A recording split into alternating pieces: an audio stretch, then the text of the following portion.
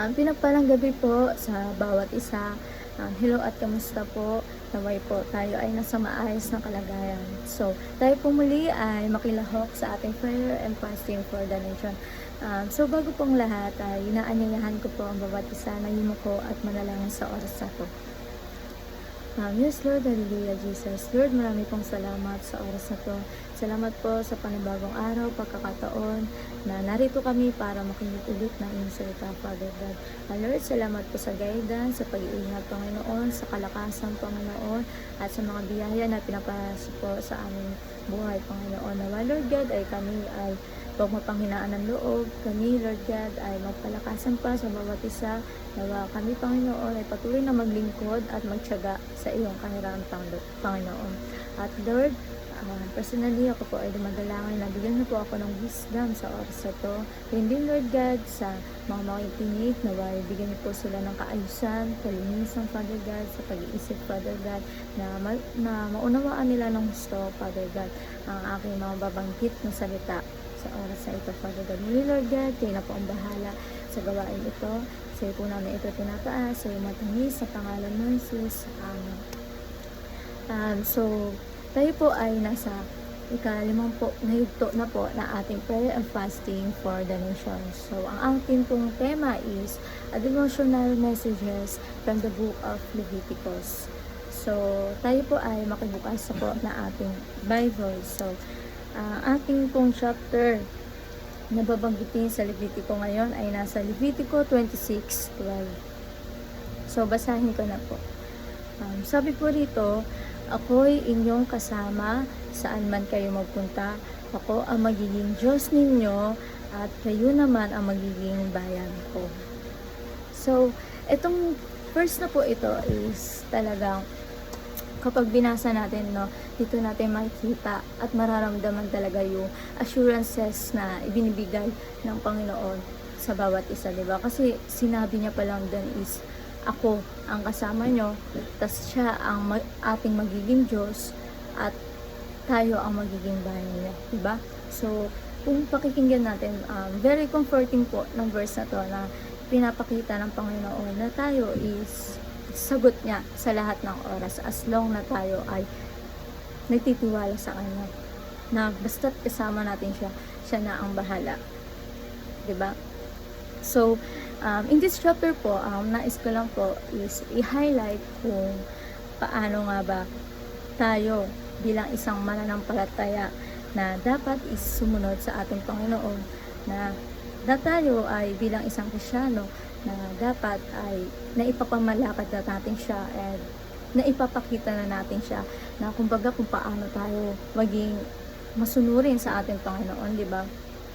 So, in this chapter po, kunting background lang po, dito po sa chapter na to, dito po makikita yung mga pangyayari noon sa mga Israelites, kung ano ba yung mga ginawa nila noon sa pamumuno ni Moses. So, in this chapter po, pag binasa po natin yung chapter 26, makikita po natin yung mga commandments doon, binanggit doon na huwag kayong gagawa ng mga Diyos-Diyosan, and yung ikapitong araw is ibukod natin, di ba? Ayun yung tinatawag nating Sabbath day, which is yung sa oras natin ngayon, sa panahon natin ngayon is Sunday. Kumbaga yung rest day na dapat is ibinibigay natin sa Panginoon. So, in this chapter po, marami rin po tayong matututunan kung paano nga ba tayo dapat na sumunod sa inuutos sa ating Panginoon, di ba? So, balik po tayo sa ating verses. So, ayun po ang verse na na-intense po sa akin na God na sa ating tema po ngayon na dapat is tayo ay mabigay ng encouragement sa mga makikinood ngayon, na hoping po at dinadalangin ko na sa pagtapos ng video na ito is talagang may nakuha kayo at medyo gumaan po ang inyong pakiramdam. So, dito sa sinasabi nga po, 'di ba, sa 12 po is ako inyong kasama saan man kayo magpunta. Ako ang magiging Diyos ninyo. So, kapag po napakinggan natin, 'di ba, yung assurances na binibigay ng Panginoon, talagang mafe-feel natin na tayo is valuable, na tayo is pinahalaga ng Panginoon. Kumbaga, wala tayong talo kapag ang Diyos is kasama natin. Binibigyan niya na nga tayo ng assurance na kasama niya tayo sa lahat. So, in this verse is nakakatuwa lang na bilang isang naglilingkod sa ating Panginoon is sagot niya tayo sa lahat ng bagay. Siya na yung kikilos sa lahat ng bagay as long na tayo is ina-acknowledge natin siyang Panginoon at hinahayaan natin siyang kumilos sa buhay natin. So dito, sa buong chapter na to, kung sa panahon noon is gusto mapakita ng Panginoon and gusto ma-instruct ng Panginoon sa kanila na anuman ang kanilang ginagawa, anuman ang kanilang pagsubok na pinagdadaanan in that moment, and anuman ang kanilang nararanasan in that moment is manalig lang sila sa Panginoon at huwag silang matakot sapagkat kasama nila ang Panginoon. So, ayun po, dito makikita din kung paano naging matigas at pasaway yung mga Israelites, diba? So, in that context, makikita natin kung paano nagkaroon din ng grace ang Panginoon sa kanilang mga buhay in that time. So, in this time natin, ganun pa rin naman, ang Panginoon is gracious pa rin sa ating mga buhay, di ba? Kasi in this chapter, sobrang, pag binasa mo to, makikita mo kung paano binibigay ng Panginoon yung blessings kapag tayo ay sumusunod sa Kanya, at kung paano rin nangyayari yung mga hindi magagandang bagay kapag tayo ay sumusuway sa Kanya. So, ibinanggit doon yung patungkol sa mga sumusunod, kung ano yung mga reward and kung ano ba yung mga gifts na maaaring ibigay sa atin ng Panginoon, and kung ano pa ba yung mga blessings na maaari nating maranasan kapag tayo ay sumusunod sa ating Panginoon. So, sabi nga, ang chapter na to is pinamagatang mga pagpapala sa pagiging masunurin, di ba? So, ang taong nag-obey kay God, alam naman natin na hindi madamot ang Panginoon sa ating buhay. So, kapag tayo ay sumunod sa Kanya, ibibigay niya po ang ating desire, ibibigay niya po ang grant ng ating puso, diba? At nakikita po ng Panginoon kung ano nga ba ang intensyon ng puso natin. So hoping na kung tayo ay mananalangin, na dapat is alam din natin at ina-assess din natin sa sarili natin na yung pinapanalangin ba natin is mabuti at makakatulong sa ibang tao at maging sa sarili mo. Kasi doon nakikita ng Panginoon kung dapat niya ba talaga itong ibigay para sa'yo. Kung dapat nga ba na itong ibigay para sa'yo. So, binanggit dito na Panginoon sa verses 3 na kung susundin ninyo ang aking mga tuntunin at tutuparin ang aking mga utos, pauulanin ko sa tamang panahon at mumunga ng sagana ang mga punong kahoy sa kaparangan. Kahit tapos ng panahon ng pitasan ng putas at panahon ng muling pagtatanim ay gumigiit pa kayo, sa sagana kayo sa pagkain at mumuhay ng panatag. So, dito kinakausap ni Lord yung mga Israelites, diba, na kapag once na sila ay patuloy na sumunod sa Panginoon at sinusunod yung mga utos niya, may binibigay ang Panginoon, may nakahandang bagay ang Panginoon para sa bagay na ginawa mo. At ayun yung bagay na talagang makakatulong sa'yo, diba? So, despite dyan sa pagiging yung masunurin na may pagpapala, meron din binanggit dito ang Panginoon na kapag tayo ay naging pasaway, kumbaga meron din parusa ang mga pasaway. So, sabi dito na, ngunit kung hindi kayo makikinig sa akin at hindi tutuparin ang mga utos ko, kung tatanggalin ninyo ang aking mga tuntunin at kautusan, kaya't ayaw ninyo sundin ang mga ito at sisirain ninyo ang ginagawa kong kasunduan sa inyo, padadalhan ko kayo ng mga sakuna. Makaranas kayo ng matitinding sakit na magpapalalo na inyong mata, magpapahina na inyong katawan. Hindi ninyo makakain ang pinagpapala ninyo sapagkat ito'y kakainin na inyong mga kaaway. Hindi ko kayo gagabayan at pababayaan ko kayong malupig. Hayaan ko kayong sakupin ng mga taong napupot sa inyo at kakaripas kayong takbo kahit walang humahabol sa inyo. So, grabe rin po yung binitawan dito na salita po, no, na talaga kung hindi tayo susunod at hindi tayo talagang kikilos ng naaayon sa bilang Panginoon, is may matinding parusa din po pala ng pagiging disobedience natin sa ating Panginoon. So, in that time, sobrang ano rin po kasi talaga ng mga Israelites, sobrang matigas po yung ulo nila, ang dami na pong nangyayari, and ang daming chance na rin po na ibinigay ng Panginoon, kaya maaaring umantong na po talaga sa gantong pagkakataon na binibigyan sila ng warning ng Panginoon na kapag sila ay hindi sila sumunod at kapag sila ay naging pasaway pa, patuloy na naging matigas ang kanilang ulo, is may karampatang parusa po talaga sa bawat isa. So, ayun po no, na dito pinapakita na kapag tayo ay nag-disobey, is makakaranas tayo ng mga pagsubok sa buhay. Sabi nga, dalawang ano lang yun dalawang way lang yun kapag tayo is nakakaranas ng kahirapan, mga pagdurusa sa buhay natin. Maybe, yan po ay cause po ng pagiging disobedience mo, which is pinili mo yung choices mo. Kumbaga, kahit alam mo naman na is mali, na alam mo naman na pinilit mo pa rin, insist mo pa rin.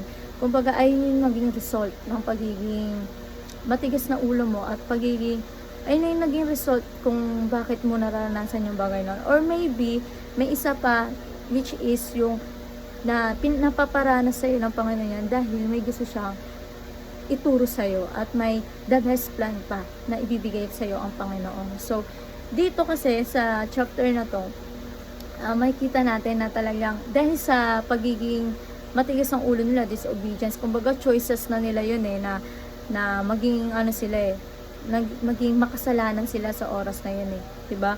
So doon winarningan na sila ng Panginoon na kung ano yung maaaring maranasan nila.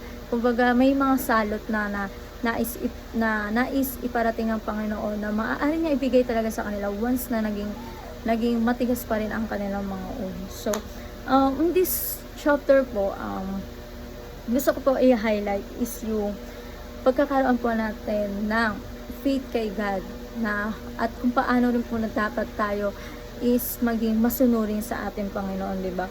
Na kapag po tayo is naging masunurin po sa ating Panginoon, may ibibigay pong regalo ang ating Panginoon. May mga promises po na ibinibigay sa ating Panginoon. Like in this chapter, sabi niya po, pasasaganahin niya tayo and iingatan niya tayo sa lahat ng oras at higit na pagpapalain niya tayo sa lahat ng sitwasyon na ating buhay. Kumbaga, yung pagiging Panginoon niya sa buhay natin is ipaparanas niya talaga sa atin yung kapangyarihan niya. So, the more tayo na nag-obey sa Kanya, the more na mas magkakaroon tayo ng kapayapaan, the more na magkakaroon tayo ng kasiglahan sa puso natin at dun mararanasan natin yung kapayapaan and yung kasaganahan sa ating buhay.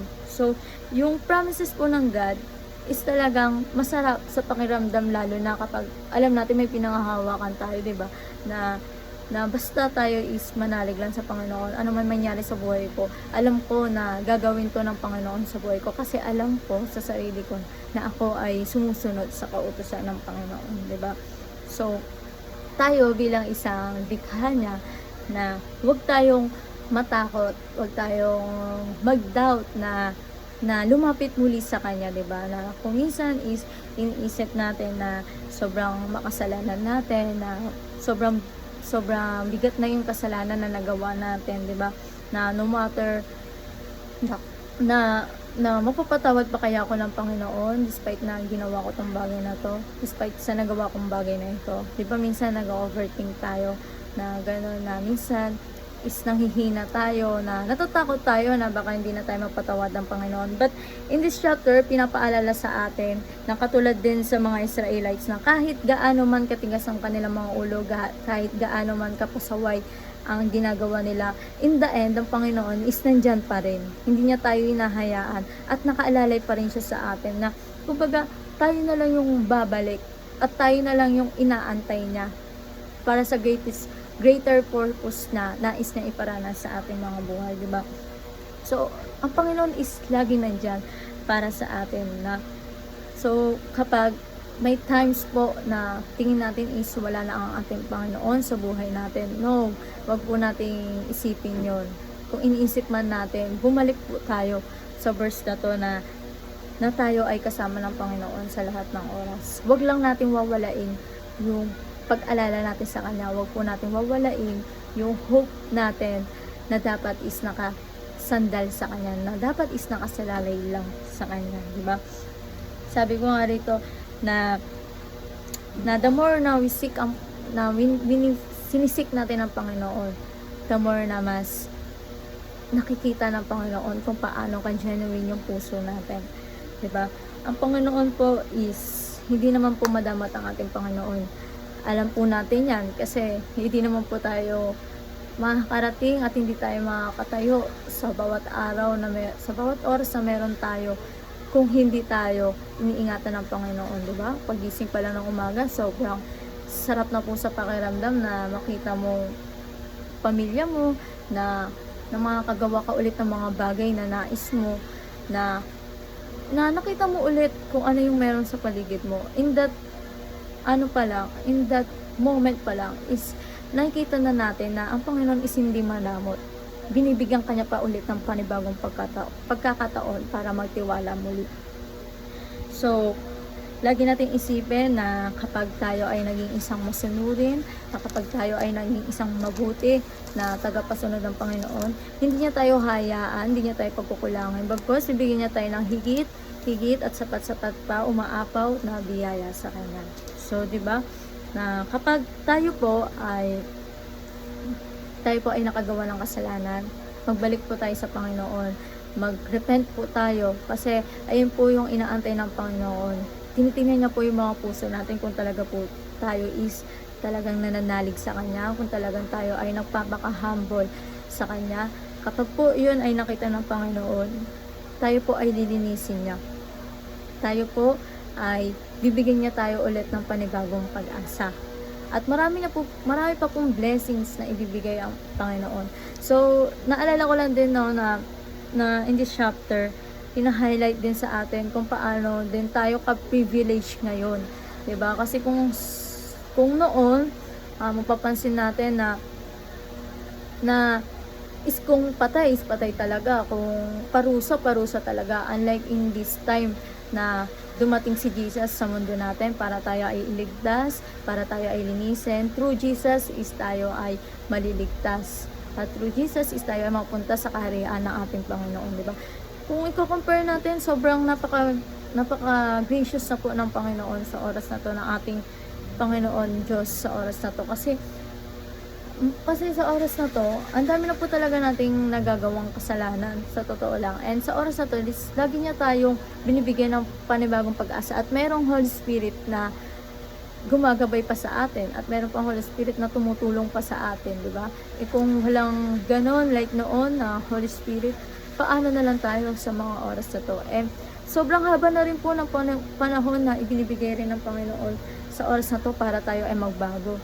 Para tayo ay sumunod at makilala pa natin siyang Panginoon. So, dapat hindi po natin hinahayaan yung chance na yun. Kumbaga, huwag natin hayaan na sa panibagong araw is parang wala lang halaga yung buhay mo. Is parang wala lang, basta nagising ka lang, tapos gawin mo lang yung mga makumundong bagay, ganon. Ayun, parang walang essence yung buhay natin. So, kung marirealize lang po natin kung gaano po kahalaga yung buhay natin, doon po natin talaga makikita kung paano naging mabuti ang Panginoon sa bawat araw na nararanasan natin, di ba?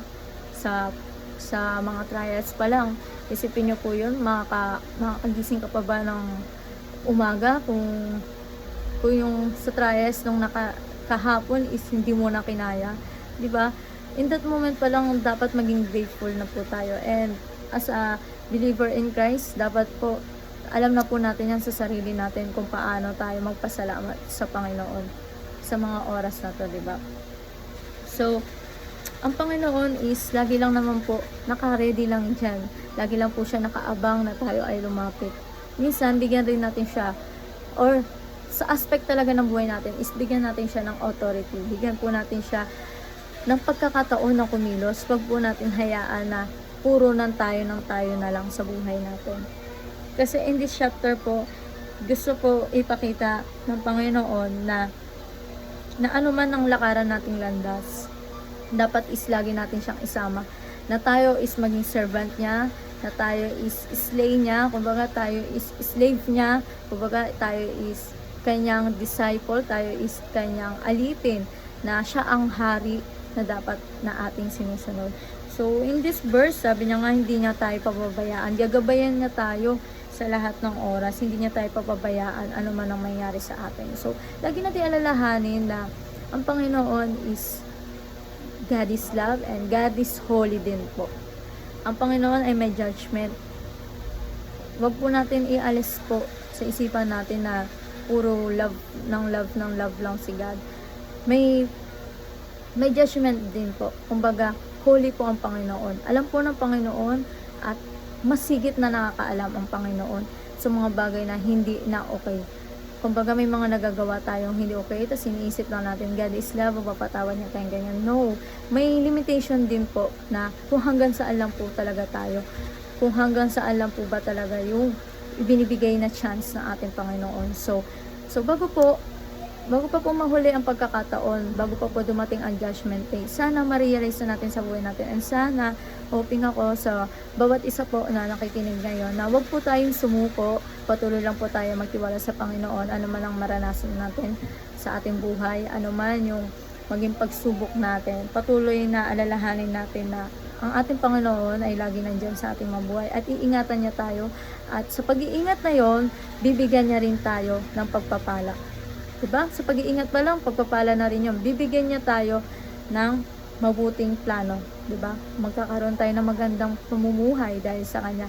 As long na we obey God, diba? Dapat po tayo ay ipamalakad natin sa sarili natin na matutong sumunod sa ating Panginoon. The more na tayo ay sumusunod, the more na tayo ay nagtitiwala sa Kanya, at siya ang hinahayaan natin kumilos sa buhay natin, doon mas naihahayag ang kapangyarihan ng Panginoon. At doon mas mararanasan natin ang buhay na sagana, at doon din mararanasan natin ang buhay na walang hanggan sa piling niya. So, ayun lang po. I hope po na ang bawat isa ay may natutunan sa oras na to. And ayan po, tayo po ay mag-closing prayer na. Yes, Lord, hallelujah, Jesus. Lord, marami pong salamat sa aming napag-aralan ngayon, Panginoon. Lord, nawa, Panginoon, ay matutong magtiwala po ang bawat isa.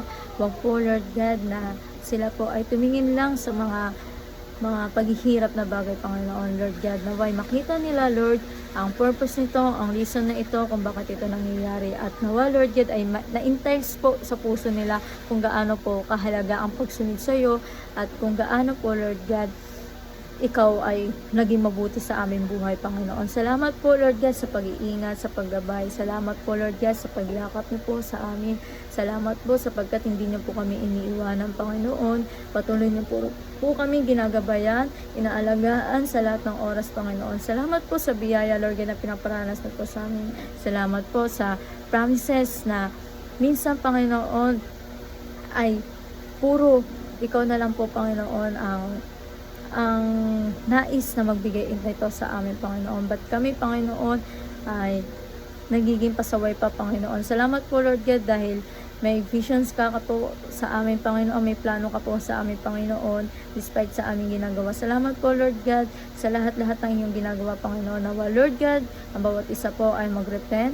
Nawa, ang bawat isa po, Lord God, ay matutong mag-seek sa iyo at mag-obey sa iyo, Panginoon, Lord God. Nang sa ganun, Lord God, ay matupad, Lord God, ang will mo, Father God, sa bawat isa. At matupad, Lord God, ang plan mo po sa bawat isa, Panginoon. Marami pong salamat, Lord. Sa iyo na po namin ito itinataas. Mula sa iyo makapangyarihan ang pangalan mo. Sa iyong dakila na pangalan mo, Lord God, our omnipotent, omniscient, Father God, and all power, God, sa aming mga buhay, Father God. Muli, Lord God, pinapasalamatan ka po namin sa bawat oras na meron kami. Sa iyong matamis sa pangalan mo, Jesus. Amen.